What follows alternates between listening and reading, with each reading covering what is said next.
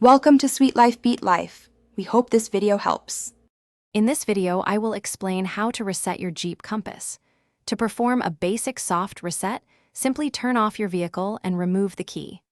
Wait about 30 seconds, then reinsert the key and restart the engine. This often resolves minor electronic glitches or temporary system freezes, getting you back on the road smoothly. It's a quick first step for many common issues. If your Uconnect infotainment system is acting up, a soft reset can help. Turn your key to the run position, but keep the vehicle in park. Press and hold the volume button and tuner knob simultaneously for 10 to 20 seconds. The screen should flash the Jeep logo, go dark, then reboot. This often fixes slow performance or connectivity problems.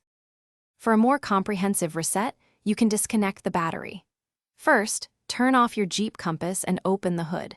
Locate the negative battery terminal and loosen its nut with a 10mm socket. Remove the cable and set it aside, ensuring it doesn't touch any metal. Wait at least 15 minutes for the vehicle's capacitors to drain, then reconnect the terminal. For more stubborn issues, consider consulting a certified Jeep technician. They have specialized diagnostic tools to pinpoint complex electrical or software problems that a simple reset can't fix. And for a smart home upgrade, check out the Shark AI Ultra Robot Vacuum. It offers voice control, self-emptying, and is pet-friendly, making your cleaning routine effortless. You can find a link to this amazing product and other great deals in the description below. Remember, proper maintenance keeps your compass running smoothly. Thanks for watching.